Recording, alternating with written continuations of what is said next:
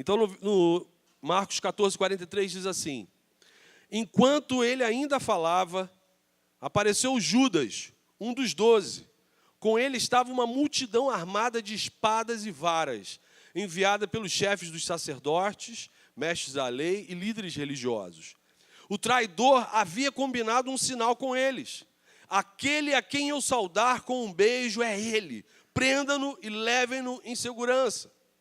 Dirigindo-se imediatamente a Jesus, Judas disse: mestre, e o beijou. Os homens agarraram Jesus e o prenderam.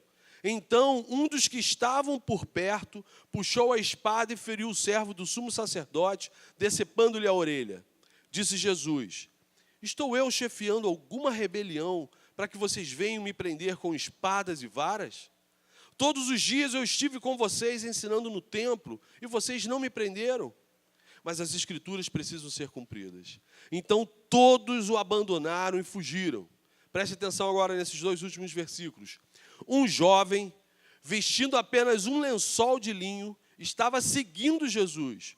Quando tentaram prendê-lo, ele fugiu nu, deixando o lençol para trás. Amém.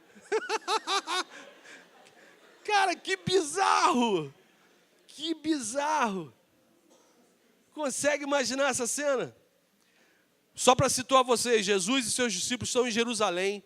Eles acabaram de participar da ceia. Judas samba fora antes para poder trazer essa galera aqui para prender Jesus.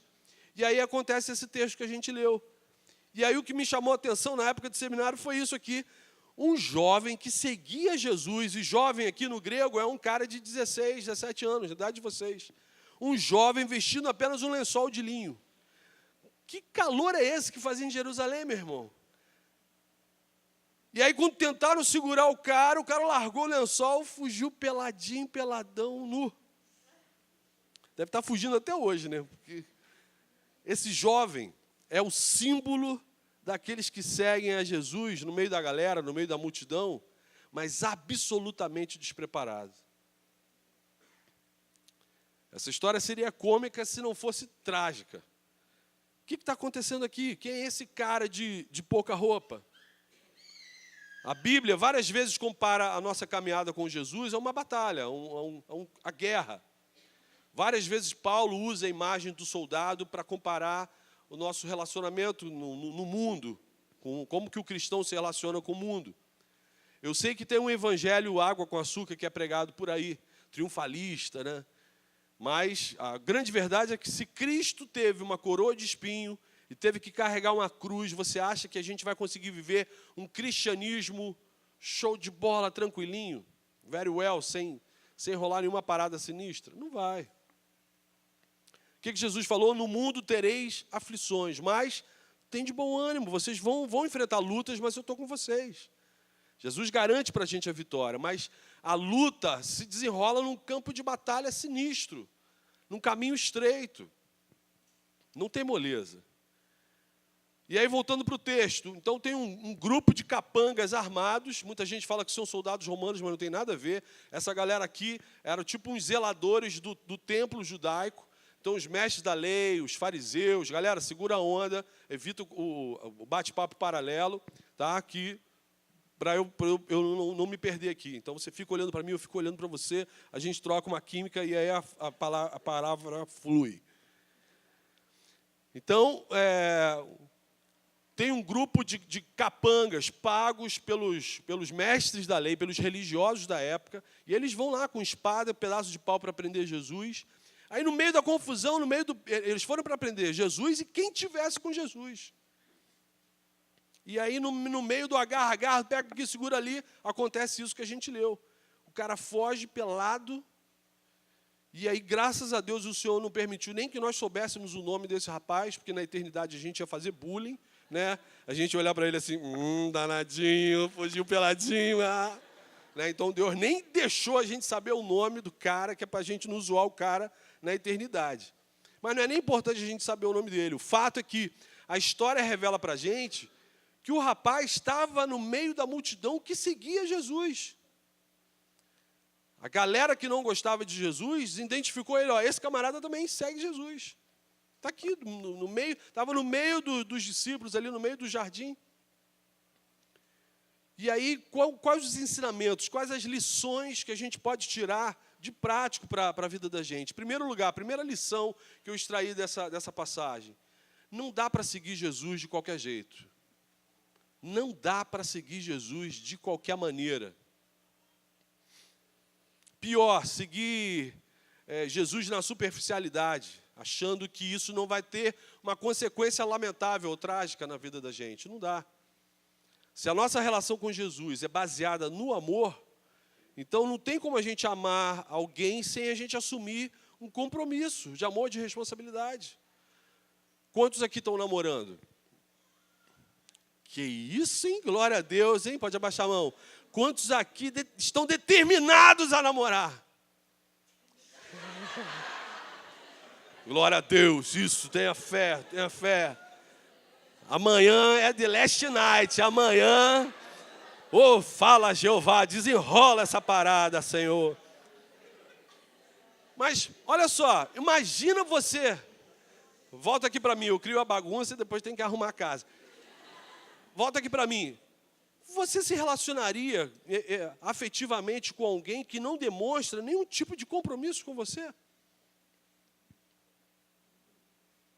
Então, se a gente está seguindo a Jesus, isso demanda uma relação de amor. Jesus não está obrigando a gente a fazer nada. Então, a gente faz porque a gente entendeu, de alguma forma, o amor, a graça dele para a vida da gente. Então, não tem como a gente amar alguém sem a gente assumir um compromisso de verdade, de responsabilidade com essa pessoa. O rapaz coberto só com lençol é a imagem explícita de alguém que estava querendo seguir Jesus sem compromisso. Eu estou no meio da galera aqui. Então, quantos estão numa célula ou no meio da nossa igreja, mas sem qualquer compromisso com Cristo? Você acha que isso vale? Você acha que isso é legal? Você acha que isso não vai trazer consequências para a tua vida? Para a vida de quem está tentando seguir Jesus sem compromisso? Aquele rapaz era conhecido como um seguidor de Cristo. De repente, tem gente na nossa igreja que a gente acha que está seguindo Jesus. Mas, na real, tinha algo faltando naquele rapaz muito mais importante do que as roupas. Faltava um mínimo de cuidado naquele relacionamento dele com Jesus. A mensagem que é passada para a gente é que, quando a gente se relaciona com alguém na superficialidade, a mensagem que é passada para a gente é o seguinte: olha só, esse relacionamento não é importante para mim, não.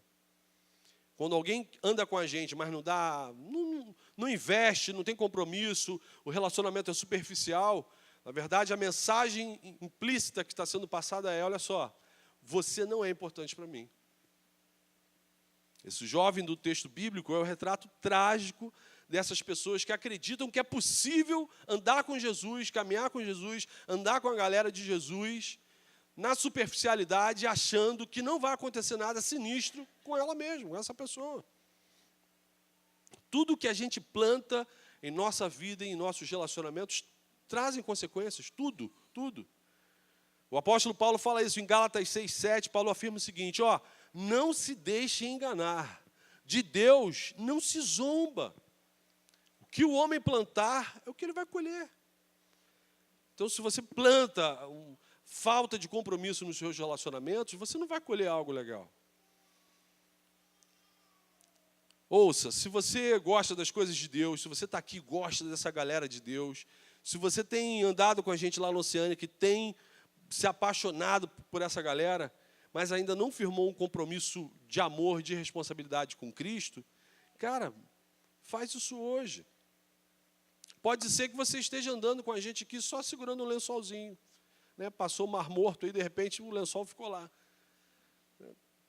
Pensa nisso. Há muitas pessoas ainda hoje que vivem uma vida rasa, superficial, sem compromisso claro com Jesus. Aquele quase. Para viver no reino de Deus de verdade, não basta só a gente gostar de Cristo. É verdade que uma pessoa pode chegar a Cristo do jeito que ela tiver. A gente pode chegar a Jesus só com um lençolzinho. A gente pode conhecer a Cristo só com um lençolzinho. Mas, à medida que Ele nos abraça, Ele não deixa a gente dessa maneira. Ele vai transformando a vida da gente. Ele vai dando roupa nova. Ele vai dando roupa apropriada. Ele vai dando um uniforme maneiro. A graça de Cristo nos transforma. E à medida que a gente vai vestindo essa roupa nova, a gente vai ganhando novidade de vida. E aí tudo na vida da gente vai sendo mudado, transformado. Ou seja, o que é importante guardar aqui? Cara, não dá para seguir Jesus de qualquer maneira, não dá. E aí qual a aplicação prática que a gente pode fazer? Se a gente ama Jesus de verdade, eu preciso assumir um compromisso de amor e de responsabilidade com Ele. Isso tem que ficar claro, isso tem que ficar explícito, de preferência público. Por isso que Jesus criou o batismo.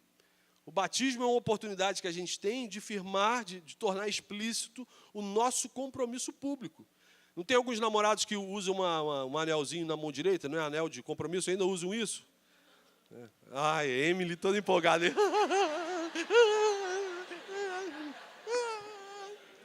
Então, o anel de compromisso é um sinal público. Se alguém chegar na Emily, Levi já chega com uma voadora nos peitos do cara. Né? Com amor, né? E ó, não fez cara de muito amigo, não. Beleza, não brinco mais com essas paradas, não. Então, o batismo é um sinal público de que a gente assumiu um compromisso sério com Jesus. Não pode existir com Cristo um relacionamento superficial, raso. A gente tem que andar com Ele, seguir de acordo com a vontade dEle, que Ele explicita na palavra. Então, a gente tem que andar com Jesus e se relacionar com Ele com profundidade, com responsabilidade. Onde que a gente aprende a andar com Jesus com responsabilidade, com compromisso? Na palavra dEle. A gente não é obrigado a adivinhar, a saber como é que são as coisas. A gente vai, à medida que a gente caminha com Ele, a gente vai aprendendo com Ele. Então, não existe amor de verdade em relacionamentos superficiais. Não existe. Na primeira pressão, a pessoa larga a gente. A primeira dificuldade, quando o relacionamento é superficial, a pessoa abandona a gente. Quando a gente não se entrega profundamente ao senhorio de Cristo, na verdade, a gente nunca deixou de ser senhor da própria vida. Se a gente não se entrega de verdade ao senhorio de Cristo, a gente continua sentado no trono, comandando tudo. E aí isso não rola. Então, se você está aqui, caminhando nessa decisão de seguir a Jesus, de assumir um compromisso com Jesus, então abandone a superficialidade, investe, mergulhe a fundo no seu relacionamento com Jesus, invista na sua vida de oração, na sua vida de comunhão, de estudo da palavra, de crescimento espiritual. Caminhar com Jesus requer integralidade. Ou é tudo, ou não é nada. Não tem como caminhar com Jesus entregando quase a minha vida para Ele. Ele se entregou totalmente a nós por amor. Nós aqui estamos dispostos a fazer isso também? Estamos dispostos a fazer o mesmo por Ele, a gente se entregar por Ele de forma integral, por amor? Segundo lugar, outra lição que esse texto me dá aqui, é que a gente precisa estar preparado para uma batalha. Se a Bíblia me compara a um soldado, o apóstolo Paulo fala, combati o bom combate. Então eu tenho que estar preparado para uma batalha, para uma guerra. Se eu sou soldado de Cristo, se eu estou num campo de batalha, se a Bíblia deixa bem claro que eu tenho inimigos, que eu tenho lutas, eu não posso ir para a batalha sem estar preparado, com a roupa adequada. O rapaz que seguia Jesus só com lençol é um símbolo do cara que está totalmente despreparado, vulnerável, distraído. Ninguém pode se sentir seguro andando com alguém vulnerável, enrolado no lençol. Que coisa patética, né? Por quê? Seguir a Jesus implica luta. Você vai lutar contra os desejos esquisitos do seu coração, você vai lutar contra o inimigo das nossas almas, você vai lutar contra a pressão no mundo. Cara, é muito inimigo. O inimigo chegou para dentro, partiu, segurou o cara, e o cara estava completamente despreparado. Então, o soldado distraído é o primeiro a ser abatido, é o primeiro a tomar um teco. O soldado distraído, olhando pela janela, é o primeiro a tombar. Preste atenção no que o apóstolo Pedro afirma sobre isso. 1 Pedro 3,15. Estejam sempre preparados para responder a qualquer um que lhes pedir a razão da esperança que há em vocês. O que significa a palavra sempre? Sempre. Sempre preparado, amiguinho. Não é só no retiro que a gente tem que estar preparado. A gente tem que estar sempre preparado para responder ao que está acontecendo naquele momento. De repente também existe alguém aqui seguindo a Jesus, de repente já foi até batizado, de repente já se tornou membro da igreja, mas se encontra completamente despreparado para a batalha. São crentes que não sabem orar. Lá na célula, ele sempre pede o líder para pular ele. Não, hoje eu não vou orar, não. Hoje eu não. São crentes que não sabem manusear a Bíblia. Não sabem nem o que é Antigo Testamento, Novo Testamento. Agora, então, com essas pragas de smartphone, o cara não abre mais a Bíblia, aí não sabe nem que existe esse negócio de antigo e novo. Quando se é um crente novo, isso é até admissível, compreensível. Mas depois de 1 ano, depois de 2 anos, depois de 5 anos, depois de 10 anos no Evangelho, você pede para o camarada, abre a sua Bíblia lá em Obadias. Oba o quê? Aí está ruim, né? Está ruim. Não é da vontade de Deus que nenhum dos seus filhos caminhe despreparados. Não é. Deus não deixou a gente vulnerável. Deus não quer que a gente caminhe vulnerável. Deus não quer que a gente fique sujeito a sofrer as pressões do mundo, da sala de aula, dos amigos, despreparado. Não é para ser assim. Viu? Olha lá, até Arthur confirma. Amém, Arthur, é isso aí. Deus nos deu um uniforme perfeito para o campo de batalha. Quero que você abra sua Bíblia ou ligue ela de novo. Agora em Efésios, capítulo 6. A partir do versículo 10. Eu vou fazer um spoiler do que o Filipinho vai falar aqui amanhã de manhã. Aqui Paulo fala claramente como que Deus prepara a gente para a batalha. Efésios 6, a partir do 10.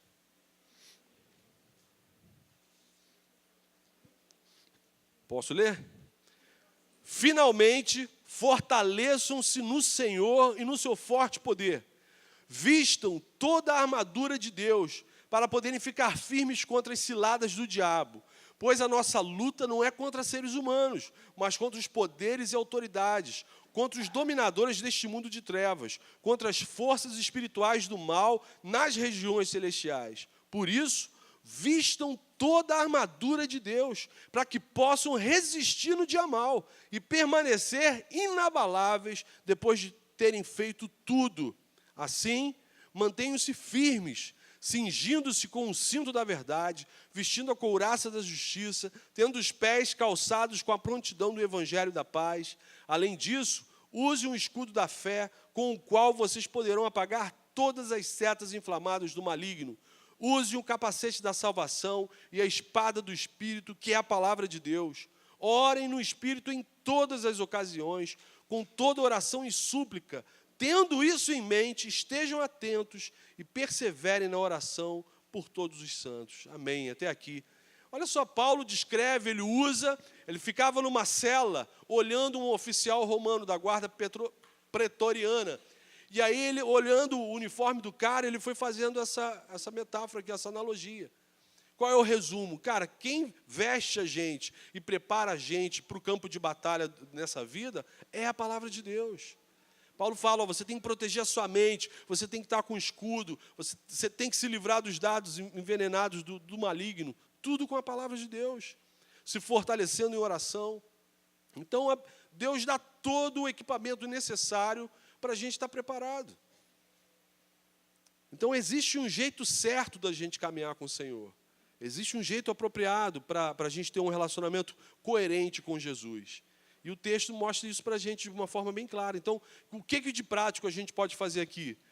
A gente precisa caminhar com Jesus vestido de toda a armadura de Deus. No próximo retiro, a gente vai saber responder aquelas perguntas lá da farinha de trigo. Né? Você vai se revestir toda a armadura de Deus, vai amarrar a Brenda em algum lugar para ela não fazer mais aquelas perguntas, porque nem pastor respondia aquilo ali. Né? Inclusive, tem uma pergunta que a gente vai impugnar, né? O Davi escreveu quantos salmos? Né? Se fosse ainda Gedutum, Moisés, a gente sabia mas Davi a gente não sabe quantos escreveu. Enfim, o soldado no campo de batalha não tem o direito de estar despreparado. Um soldado que vai para a guerra, um soldado que é convocado pelo seu comandante para ir para o campo de batalha, ele não tem o direito de estar despreparado. Por quê? Nós somos um time, nós somos um corpo. Se tem alguém despreparado do nosso lado, vai tombar. Isso tem um desdobramento em todo o corpo.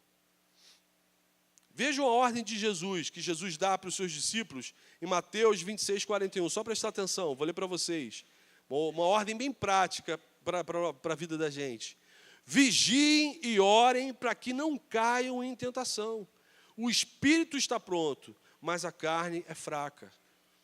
Então, todo o aparato da parte de Deus está pronto. O Espírito Santo está pronto para revestir a gente, para servir a gente, para auxiliar a gente. Mas aí Jesus fala, cara, fica esperto, cara, fica ligado. Sagaz, sagacidade na parada. A vida não é um retiro do UP. Aqui tudo é benção, aqui está tudo maravilhoso. Ok, se empolgou aí. Aí Jesus fala, cara, vigia. Cristão tem o mesmo lema do escoteiro, sempre alerta. Você se distraiu, vai tomar um teco, vai cair. Então Jesus falou isso para os seus discípulos. E Jesus fala essa passagem antes de acontecer isso que eu li no início. Jesus fala isso para os discípulos, vigiem, orem, estejam preparados. O espírito é forte, mas a carne de vocês é fraca, então estejam preparados. Ele está terminando de falar isso, estão chegando os capangas. Portanto, se você segue a Jesus, ou está se decidindo por isso, saiba que você precisa caminhar com Jesus preparado. Aquele que segue a Cristo só com um lençolzinho vai passar vergonha. Vai passar vergonha. A gente deseja ser um discípulo de verdade? Um seguidor de Cristo verdadeiro, preparado para a guerra, sem precisar fugir envergonhado? Então, assuma ou renove os seus compromissos hoje com Jesus, amém? Viva um relacionamento assim de profunda intimidade. O Senhor é o primeiro a vir na nossa direção para conceder experiências novas, para levar a gente para águas profundas, como a gente canta, novidades de vida, experiências marcantes no nosso relacionamento com Ele. Então, invista na sua vida com Cristo, faça isso hoje e sempre, amém? Feche seus olhos, vamos orar. Senhor Jesus, obrigado pela Tua palavra, Senhor. Obrigado por essa revelação especial para a vida da gente, Senhor. Pai, eu te peço que o Senhor tenha misericórdia da gente, ajude a gente, Senhor, a assumir um compromisso de amor, de responsabilidade com o Senhor, que o Senhor nos ajude a caminharmos com o Senhor preparados, revestidos pela Tua palavra, Senhor. Por favor, Senhor, até para isso a gente precisa da intervenção do Teu Espírito, Senhor. Se ainda tem algum jovem aqui, Pai, que ainda não assumiu esse compromisso de verdade, que o Teu Espírito Santo toque no coração dele agora, que o Senhor fale com ele, que o Senhor o convença da justiça, do juízo, do pecado, Senhor. E que não saia ninguém daqui desse retiro, Senhor, sem investir num relacionamento profundo com o Senhor, Pai. Prepara-nos para a guerra, prepara-nos para o campo de batalha, prepara-nos para a vida real, Senhor. Reveste a gente com o Teu Espírito e com a Tua palavra. É o que eu te peço, Pai, em nome de Jesus. Amém.